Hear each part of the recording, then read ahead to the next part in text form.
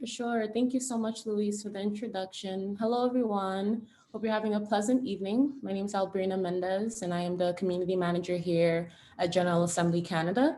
We recently expanded to Calgary and super excited to be here and continue connecting with you beautiful people on like-minded visions and amazing events such as this one. If Gabby can just quickly share her screen so we can dive in really quickly to a little bit more about what we do.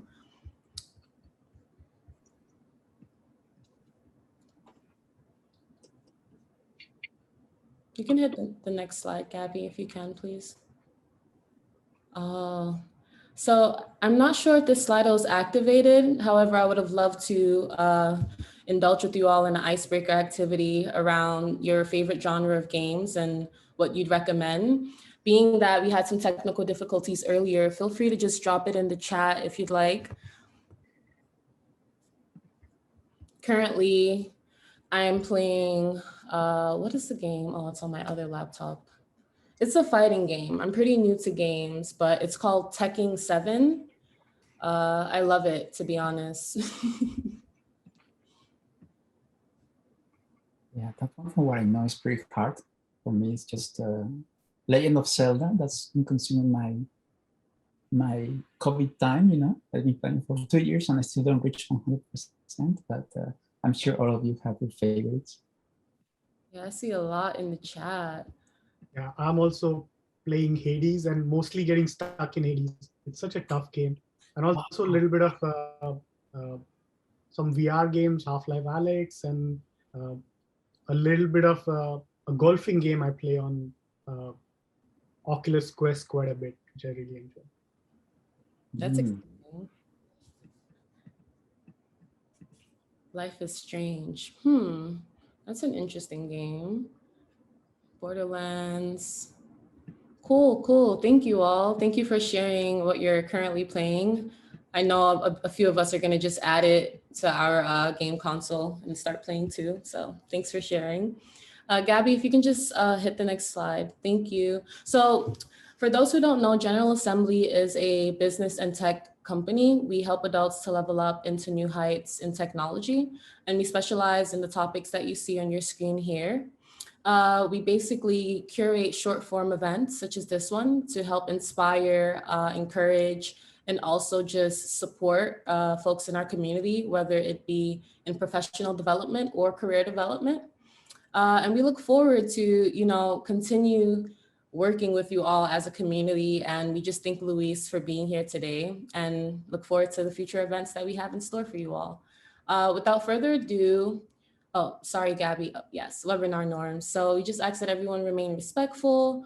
We are visitors in your virtual home.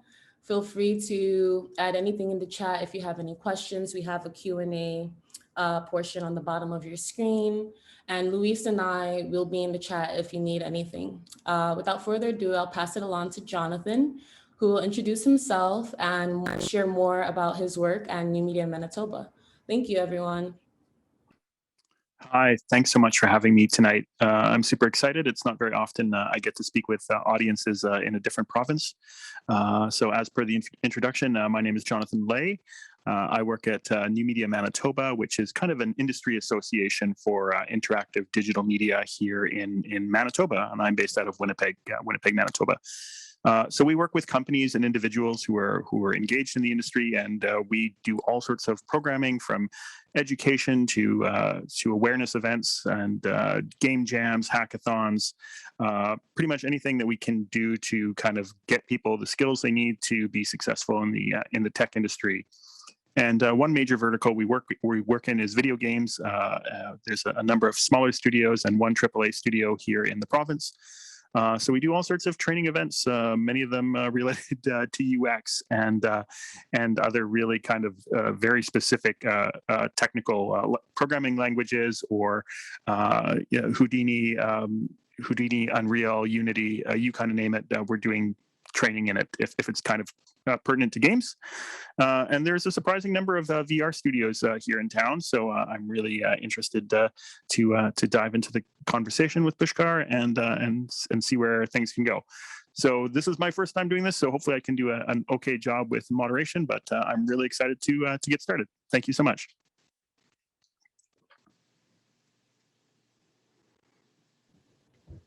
Hi, so Jonathan, feel free to introduce Pushkar. Pushkar, feel free to introduce yourself to the audience. And then Jonathan, you can feel free to dive into the run of show that we have prepared with For sure. a few prompt questions. Are we both pinned? Like right now, I don't see anyone on my screen except when I was talking, I only saw myself. Is there a way to see Pushkar as well too, to pin us both into the Zoom? Let's see. Gabby, is there any way you could support on this? I'm not sure. I feel like that's on your end. This is fine the way it is right now. Okay. Yeah. Perfect. I am actually pinning everyone. Let me, oh no, I can just pin one person, but let me try to switch to gallery. How is it now? It's perfect. So go to your upper corner and switch to gallery view and it should be okay. Okay, thank you. Okay, so Pushkar, maybe you could just give everyone a nice introduction to you and some of the work that you're doing right now.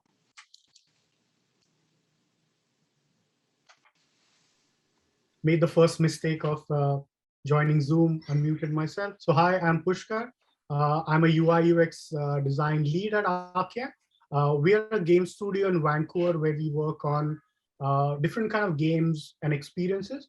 They're mostly involving immersive media. And we've done quite a bit of VR games, AR games. Recently, our recent addition that I worked on was a Doom 3 VR that we made for PlayStation VR. And the game's been doing pretty well. We're getting a lot of good reviews so far. And what am I working on currently? So the Doom 3 VR came out in about March, but we had already moved on to different games. So currently I'm working on a unannounced AAA VR game. I can't exactly talk about the game, but all I know is going to be amazing. Yeah. Cool. Maybe, I'd be curious just in the chat if people could, kind of chime in and say like, how many people here have actually played games in VR? Because we probably shouldn't take it for granted that everyone's had that experience. Maybe just if you can, just pipe in and I'll keep the conversation going. But maybe name some games in the chat that you've played, whether it's Beat Saber or whatever, Pokemon Go. Because I feel like a lot of people are hearing about games in VR, but not necessarily everyone has access to the technology just yet. It hasn't sort of seemed to hit that critical point yet. So Doom 3, that's like, I mean, for people of a certain vintage, certainly myself, like Doom is kind of a very like iconic game. So that's a pretty big property to be working in. And I would suspect that it would be challenging because the visual language is so kind of like set. Like I think people have very firm kind of visual system for what Doom is. So maybe talk about like what some of the UX challenges were for getting all the pertinent information to the player, but not taking them out of the game and the experience. Mm-hmm. And yeah, you're right. Like Doom is such an iconic property, and we have fans, right? Like, and the fans are like crazy about the game, and the privilege to work on such a game is just unbelievable. Like I cannot even compare. As a kid, I was like, oh, one day we'll be involved in making, and I'm doing UX. That was a dream come true. Doom is a unique property because it's been evolving, right? And Doom 3 is the not the first one. So the visual language has been set for quite a few games. Some of the challenges were like, we call it like, it's a screen-based game. So a lot of UI, for example, or the UX is on the screen, and that's not an option. It can be option in VR, but it's not an elegant one. So what we did is in our studio, we follow this principle of UX or UI called the diegetic UI. So wherein the UI or the text or the information is part of the game. So we struggled a little bit with that because Doom is also older game. So we had to use that tech and introduce new concepts like 2020 concepts. So one quick solution, the easy solution we came up with is we took all the UI that was like, for example, health and kind of your armor. We put it on a wrist device. So we created like a Doom kind of a wearable, and we put all the UI there. So when you're shooting, you kind of glance there, and the player feels really cool while doing it. So a lot of players, we saw the videos like they're shooting there, and they just do that, and then they go, just like how you look at Apple Watch. So players, the whole quest is that we shouldn't go too far from the game because the fans love it, and at the same time we want to make them feel good and cool at the same time if we can. Doom certainly was one of the first games that I played in the 90s where it felt like I was in a world, like I was immersed in a world. So I haven't had the chance to play it in VR, but I would imagine it would be terrifying because I remember the feeling of sneaking behind walls and or around corners and things like that. So maybe you could talk about some of the some of the psychological conditions that you kind of have to take into account when you're designing UI for VR as opposed to other screen-based games. Like, what are some special considerations that you really have to think about when you're in a headset and you're designing VR or designing a UI? There are a lot of commonalities. Like we talk about UX, so screen-based or be it mobile or be it like a tablet, there are a lot of UX core principles or fundamental. Those are still relevant. They're very, very important. Like things like empathy or user-centric approach or what we call human-centered design, they are still there. Things like cognitive overload, visual noise, classic things from Don Norman's book, affordances and signifiers, they're still relevant. But the only new addition to that we build on these principles. But what we do is we have to design not just for a flat game, we have to design 360. So we have to consider not only what is in front, we have to consider what is in the back or what is in the sides coming. Sometimes, like I say, bullets are coming at you or sound is coming. So we use these. So what happens is instead of our flat space, we're designing at least 120 degrees that we can see. So we have to consider everything that comes in between there. For example, there are certain tools like spatial UI, spatial sound. We can use these things. For example, if there's a monster coming at me from the left corner, I can hear them and then I just know, do I have the armor enough to go and challenge that monster? Or should I run the other way because I don't have enough armor? So we can use these tools and do a better experience, a more immersive experience. And just like you mentioned, it is terrifying. The game is terrifying and it becomes a lot more terrifying. So when we launched the game, we collaborated with one of the YouTubers, and his name is Poised. That's his screen name. He plays the game with a heart monitor, and you should see him playing in the game. While he's playing the game, his heart is just going crazy, and we were like, yeah, that's the game. And one of the things, few more new fundamentals that have emerged in when it comes to VR and AR are what we call presence and immersion. So presence is basically you're trying to create a world where you're part of it. So one of the few comments that we got from a Doom fan, which actually made my day, almost made my entire month. And he talked about something like, when I played Doom 3 on PSVR, I felt like I was there, just like you mentioned. And that's the best compliment you could give to a UX designer. I'm like, we created a sense of presence, we created emotion. And that's almost become like a holy grail of VR. Like we want to create that feeling that you're transported to a new world, to Mars. And you might be playing in your basement or you might be in your living room, but the game transports you to a post-apocalyptic Mars. And that's such a good compliment, I think. So cool. So, I mean, playtesting is so integral for all like aspects of game design. But I would think with this, it would be very interesting to kind of to get that information from your group that was playtesting this. What was like kind of the most surprising thing that you heard from people who were stepping into the headset for the first time? Were there any kind of things that really kind of came out of left field for you? No, usually it was all mostly positive because people who were coming for tests kind of knew what the game is, what Doom is. So they felt like they were all ready for that horror, but also it's an older game and a lot of the monsters are pretty huge. So most of the comments were like, oh, we didn't know this monster called Pinky was that big, right? So we got those kind of comments. Also, the thing is, we are not a huge studio, we are a mid-sized studio. So we also work with Bethesda on this. So the QA or the testing was outsourced to them. So they did the QA in US, a little bit of that in Europe. So we used to get like almost bi-weekly reports from them, and we were just changing the game as we go. What do you think it's going to take for VR to like really kind of crack the mainstream in gaming? In gaming, I feel like just specifically for gaming, I feel the content has to be really high quality because people expect a certain level of quality or storytelling. These things are pretty common, but I feel like there's a bigger barrier for VR to become mainstream.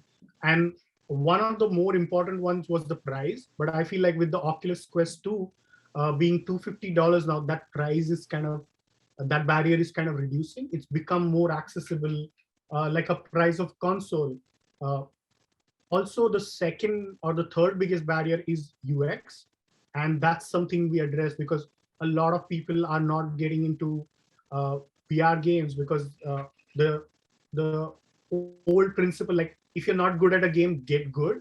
I feel like that doesn't affect anymore because in VR, if your game is not high quality and your frame rate is low, people are going to be sick and they're just not going to play. So we have to maintain 60 frames per second at just one of the rules all the time.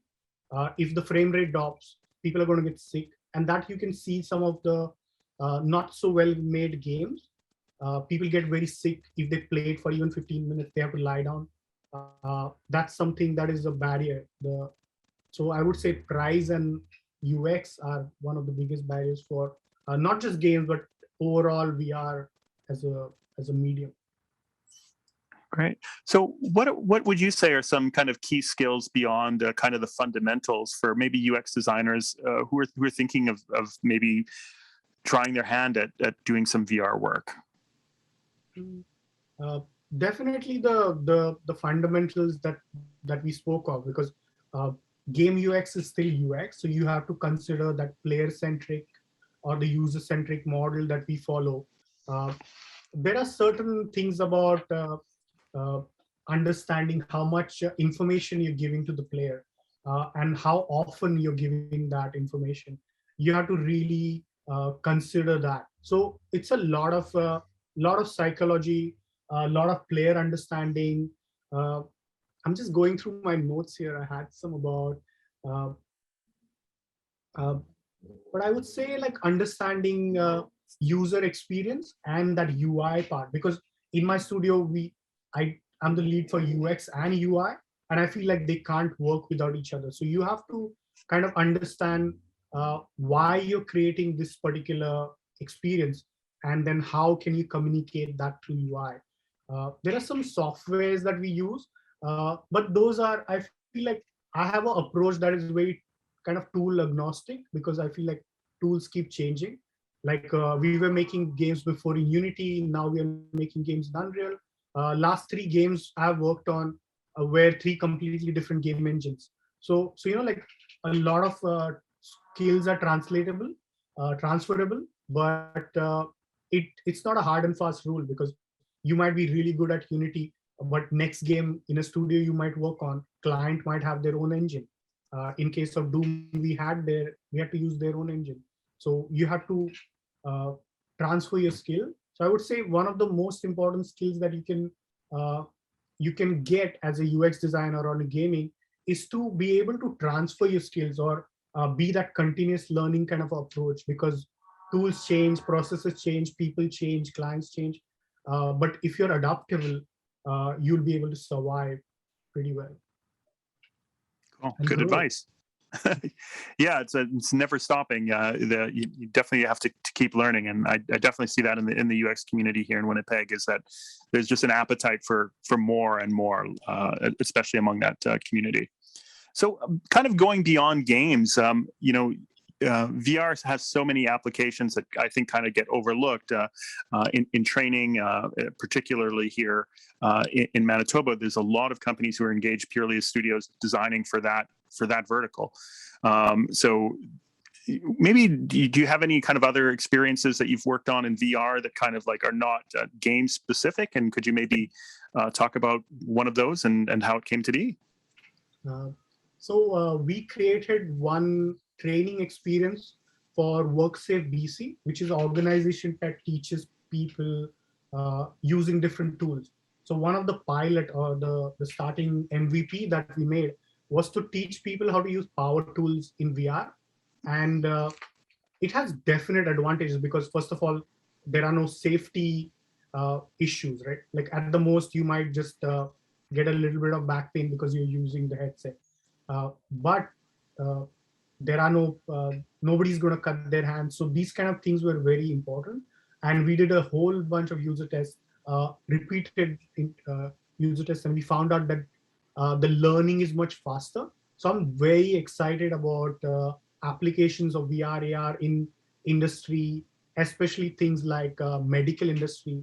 Like I have a friend who works in a startup where they create a surgical training simulator in VR, and now it's been adopted across hospitals, across different training schools for teaching, because you don't have these kind of tools, or especially because of COVID, you can train anywhere. Like things you're talking about in Manitoba, like oil and gas is such a great industry for application for VR and AR. So there is a homegrown studio here in Vancouver which does a lot of work in that space. One of the most interesting things for me, because I also teach on the side at VFS, I teach at a VR AR program, but I feel like the biggest applications of VR AR are in education, because Microsoft had done some studies where they found that as when we are training in VR, it's not just the training, like you're not just reading a book, it becomes a memory. So your retention is almost 30% higher. And they've done some studies with University of Washington, where they realized that students' grades are going 25% higher. And these are huge numbers, like 25%, like it's like you're going from a B to a A, almost if you think about 25% higher. So great applications in the industry, not just games. Games is just one of them, but I feel like there's so many things. Yeah, there's so many applications. We were looking at something around virtual twinning today, which I hadn't really considered before. But for people in the audience who might not know, could you maybe talk about what virtual twinning is and what some of the applications for design? Because I would think that would be very, very heavy in how you're giving the user information and how you design things in that. So there's from what I understand, I'm no expert, so I could be horribly wrong here, but I know the fundamentals. So basically, digital twinning is something that you do, for example, for a city or a mineral mining corporation or a mine. So basically, what is happening is you're twinning that entire complex, the mining complex, and somebody sitting in Vancouver could take a look at a mining complex in, I don't know, Manitoba or Alberta, and see exactly what could be the health hazards, instead of traveling all the way there, because sometimes these mining or oil drills, they are deep in like a middle of the sea, so there's a lot of safety issues. So but when you put on a headset, you can just look at it from your safety of your conference room without traveling. So twinning is getting, I feel like it's just scratching the surface. I feel like it's going to be used for not just oil and gas, it's going to be used for designing airplanes, it's going to be used for designing cities, wayfinding, footfall, construction, pretty much anything, any industrial project you can think of.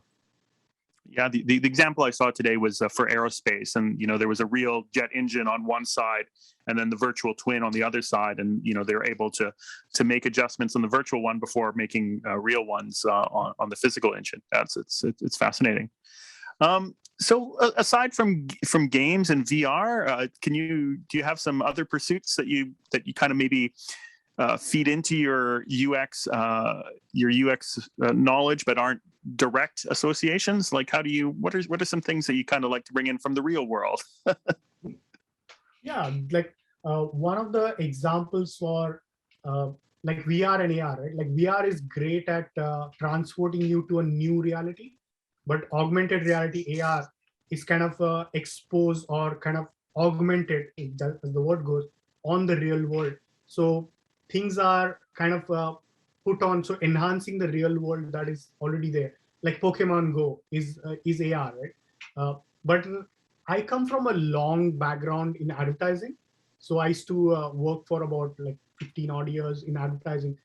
So a lot of my influence is about communication, about design, come from advertising. Like how do you tell a story in 30 seconds is something that I borrow heavily from advertising. How do I communicate this concept in a poster, right?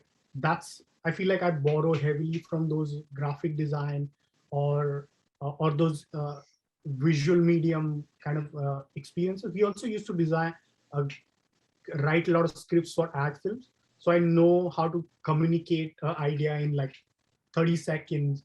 Or there are other things like, for example, when you do commercials for YouTube, if you don't catch your audience in the first 5 or 10 seconds, they're just going to skip.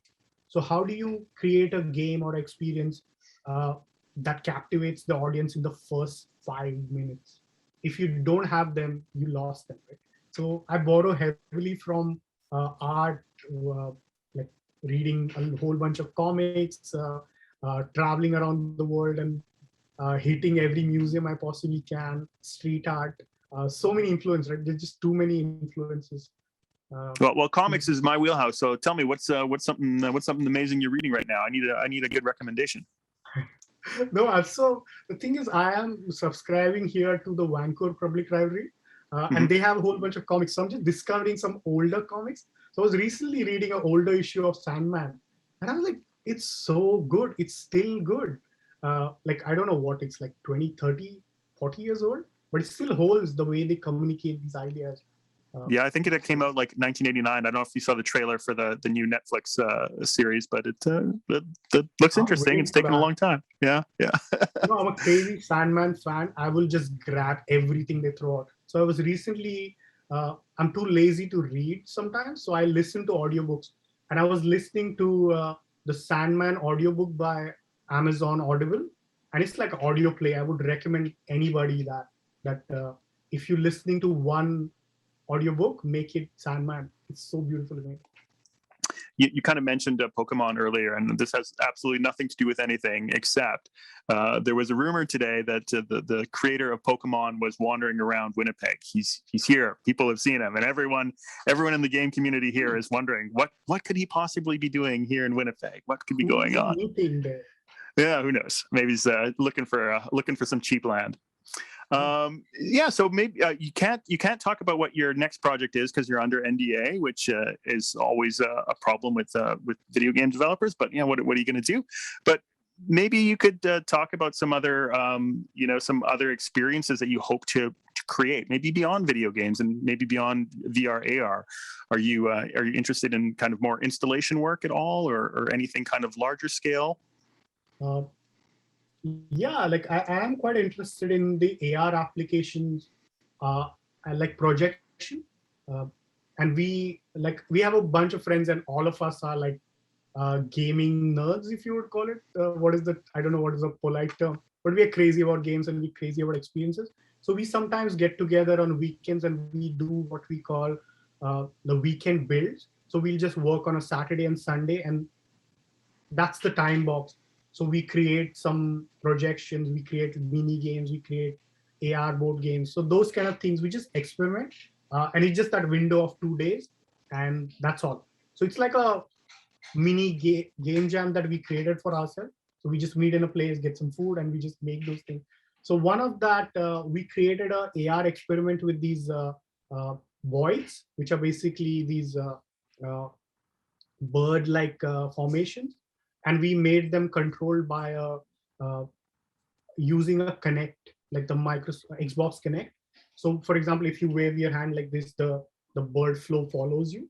And we were trying to do it as an installation for TEDx. That didn't happen, but we just did it at another event. So those game jam like things are super inspiring. They kind of put you into that space about pressure, how to work with team, how to leverage the team. So those are the things we make. Just on the side.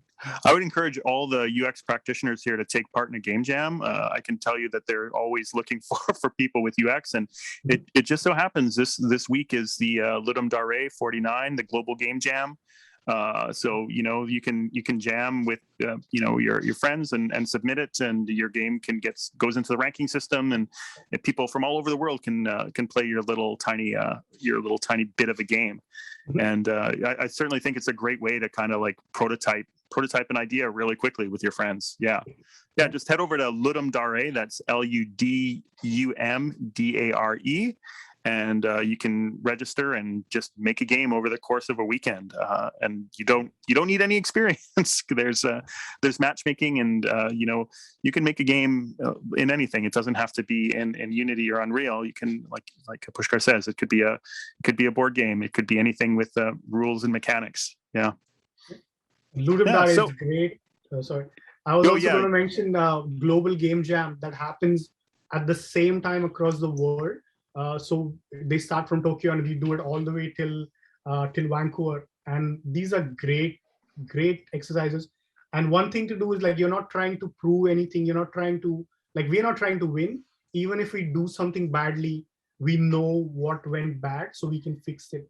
So you just keep failing more and more and more. And one day you'll have an amazing game. Yeah, there's a crazy story actually of a Winnipeg game designer here. She was she was working as a dental hygienist, and she was just kind of jamming on the weekends, and she got better and better, and she entered some contest that Will Wright was running, and now she's working for Will Wright. So like, who knows where you can go from a game jam is what we always say. Yeah. Cool. A couple more questions, and then I guess we'll open it up to the floor. I'm sure there's a lot of great questions in the chat. So I'm just going to look at these great questions that some of them were provided.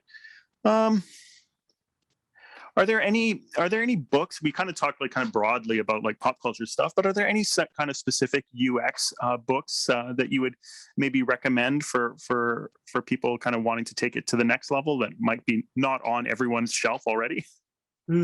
Oh, not about everyone's shelf already. So I always have a Design of Everyday Things by Don Norman at my desk all the time. I've been through copies of it. It's a great book. It teaches you fundamentals of UX and mainly product design. And in grand scheme of things, game is also product, experience is also product. So those fundamentals still apply. If you're looking at a good book for game UX, there's a game book called Gamer's Brain by Celia Holden. It's a really good one. I feel like it helps you understand why gamers or users in a broader sense make certain decisions the way they do.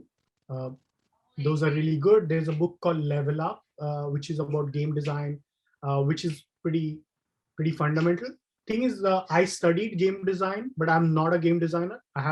In our studio, there are many people a lot more qualified, so they lead the game design process. But so game designer's job is how to make this game experience fun, and my job is to make that easy for players to participate in. So different fields, but we collaborate heavily. So we riff off each other, we learn from each other, we fight a lot, but we learn. How big is the team over there? So right now we are about 40 or 45, but we're growing pretty fast. Oh, cool. Okay, well, let's. I'm gonna see if I can get the chat open up, or I don't know if General Assembly wants to do the fielding the questions from the chat. Sorry, I'm on an iPad here today, so it's where I'm having all my funny issues. Okay, I've got the chat up here. Here's one from Sarah. Does the issue of cyber sickness come into play when designing UI for games? Great question. So I'm assuming by cyber sickness, you mean VR sickness, that sometimes people get sick. I would think so, yeah. It's a big issue for us because, like I said, people are at different comfort levels of gameplay, and we always talk about like some people have VR legs very quickly. For me myself, if the frame rate is not good, I do get sick, and I've been designing and playing VR games for like years. But if the frame rate is really bad, I do get very sick. And in our studio, we have some people who are kind of like our go-to people to, does this make people sick? Because we are almost like experienced VR gamers, right? And if we get sick, the new person is going to get very sick. So it's very important. We have to kind of, like I mentioned, we have to maintain a frame rate of 60 frames per second. That's the norm. If it's better, the experience is going to be better. But if it's lower, many times, for example, when we're designing for PSVR, if the frame rate is at any point in the game is below 60, they will not approve the game for their platform. So it's a big issue, and we have to accommodate for that. There are other things which are pertaining to UI. For example, when the UI is too close to you, you're going to kind of get cross-eyed, and you're going to trying to read long sentences which are very close, and it's going to not make you cyber sick, but it's going to give you a headache pretty soon. So we have to accommodate for all these quality of life, comfort settings, height settings for different people, what kind of area they're playing in. Like, not everybody has like a warehouse to play in, right? Like, I play my VR games in this 6 feet by 10 feet room. Some people have smaller or bigger. So we have to accommodate if they're not banging their hands on the wall. So we have to think about all these things and more. I bet. A lot of accessibility things we have to think about. So here's another question from anonymous attendee, and you kind of touched upon this briefly, but when you're hiring for a junior, a beginner UI UX designer at your firm, for example, what do they need to do to kind of like get into the industry, get their first kind of shot at a position at a studio like yours, say? I think one of the biggest things is the portfolio. We look at the portfolio and we see the quality of work. So we are looking at, is this role focused on UI specific or is it UX specific? So if we're looking at UI, we're looking at that visual kind of design fundamentals. Like, does this person follow the rules? Do they understand the rules enough to break the rules? When it comes to UX, we're looking at like how much experience do they have in designing for VR? How much experience they have in designing any game? So it doesn't have to, at a junior level, you don't have to have a published game, but you have to have a game, right? Or two games where you tried experimenting with VR as a tech or AR as a tech, because the designing principles change quite a bit if you're designing flat or if you're designing 3D. So thinking in 3D is a skill we are looking for, and it's not obvious sometimes. Like, can this person think in 3D or can they not? So you'll see that traditionally, a lot of UX designers have been a lot of architects because they do understand 3D really well, or we have 3D designers, we have engineers. So people come from all kinds of fields, but do you understand player behavior? Do you understand designing in 3D? These are the questions relevant for UX. I hope that answers. Yeah, like once again, another useful application for game jams is that you might have a portfolio piece that can get applied. Definitely. So here's another question from Raul Nems. Games are highly addicting. What are some elements of games that we can apply to our commercial, consumer, and B2B apps to make our products as addicting or as rewarding to use? So just generally, how can we apply gamification, I guess, to other areas? Well, gamification is a pretty big field, and applications of it are endless. I feel like gamification is going to touch on everything. And I teach a 5 classes course on gamification at VFS. If you're really interested, come to VFS. Sorry, a little plug over there. But games, we can use a lot of fundamentals from advertising or gamification to pretty much every field. That education, you'll start realizing education has been gamified for a very long time. When it comes to marks, when it comes to grade, medals, So that's one way of looking at gamification.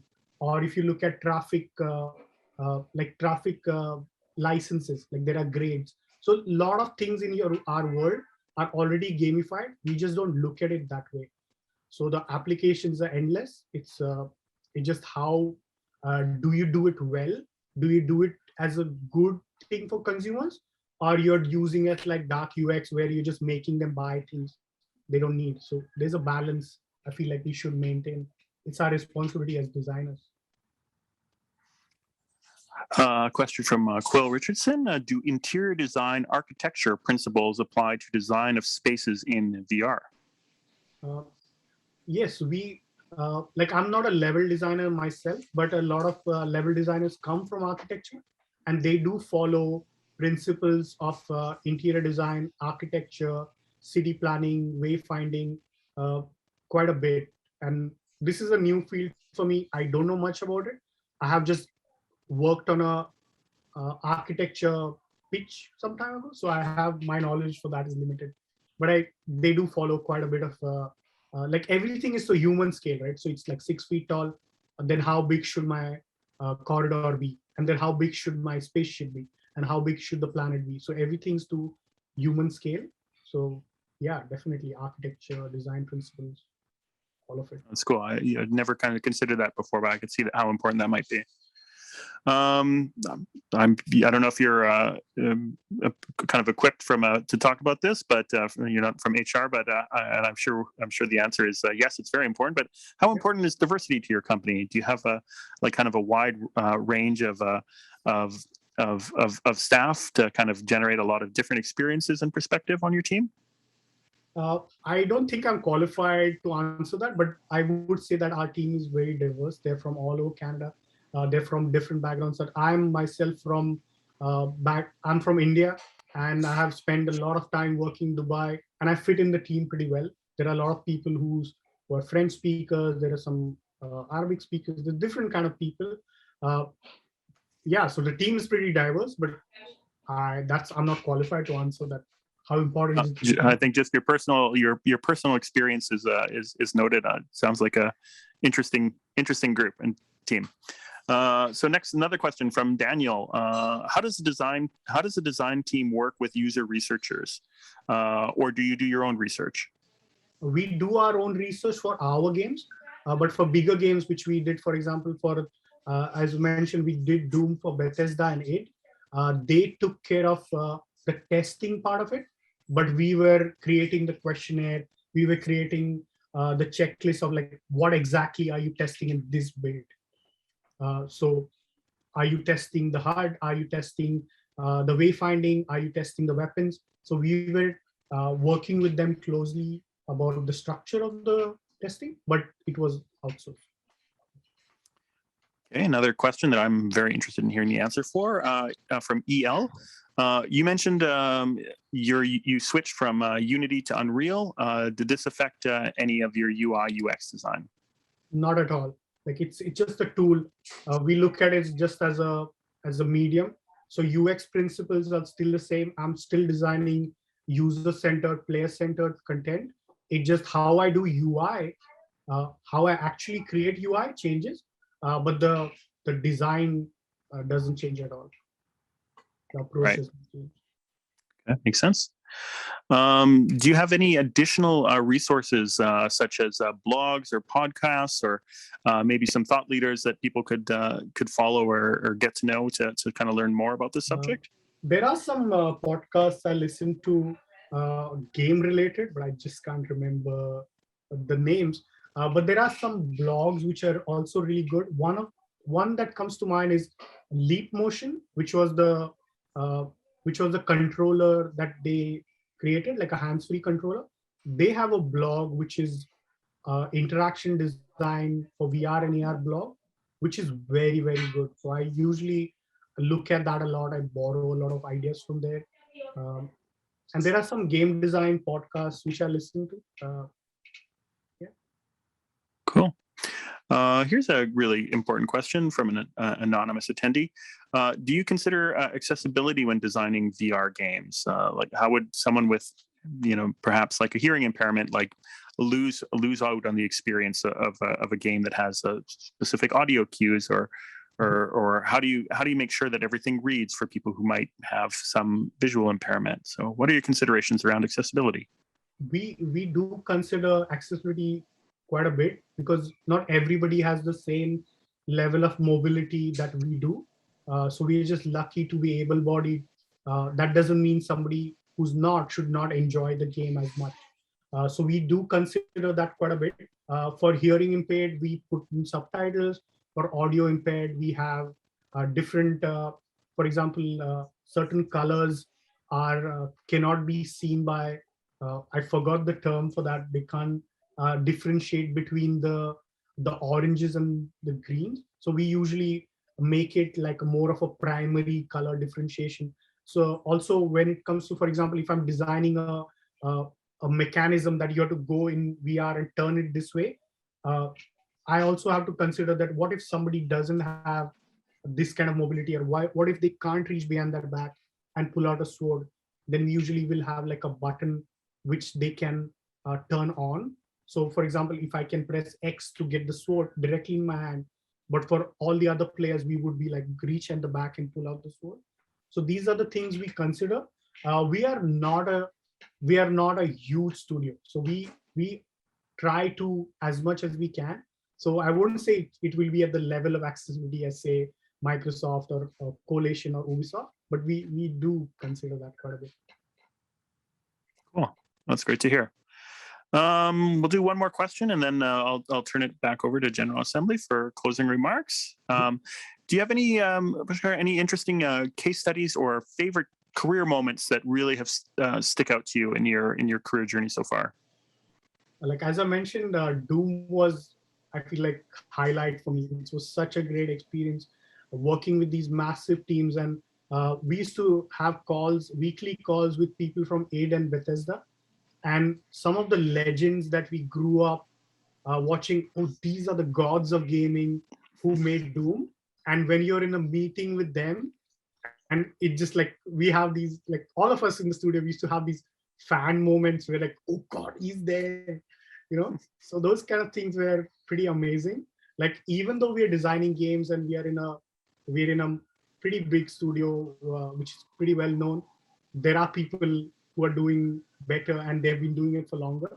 So we are still fans. We're just trying to follow footsteps of these giants, right? So yeah, Doom was a great experience. I learned a lot. Awesome. Well, thanks so much for the conversation. This was really fun. I hope it's been informative and enlightening for everyone in the audience today. I'm sure there'll be some emails that go out afterwards with the recording and some links. Is there anything else we want to talk about before we go? We've got a few minutes. Well, no? I can say thank you so much, Jonathan. Thank you so much, Pushkar. Well, I have just one question for Pushkar. You know, like, well, as an individual that grew up playing Doom, I guess once you mentioned that to so many people, do you feel the pressure? You know, do you feel like, hey, can you tell me how do you take the challenge of playing with such an important and nostalgic and still, let's say, sleep at night and not really suffer for all the pressure?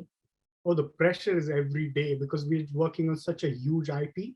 And like I said, fans they love the game, right? So we can't mess up. So we have to, it's a big responsibility that's been, they thought we were capable of this and we proved it pretty well. The pressure was always there, both from working with the giants in id and Bethesda, but also with for all these fans, right? Because as soon as the game is up, if it is not, it's like Lord of the Rings, right? Doom is Lord of the Rings of gaming. I feel like if you forget one Tom Bombadil, everything goes crazy. So we had to make sure the shotgun is there. We had to make sure the BFG feels as good exactly as they imagine. So the pressure was there, but also it was a great challenge. Right? Like we just felt fortunate to be able to do that. Wow, that's beautiful. And what can I say? Thank you for introducing this game to a new generation and potentially many more to come. And yeah, what can I say? Talking about many things to come, what would be the best way to follow up with what you're doing, Pushkar?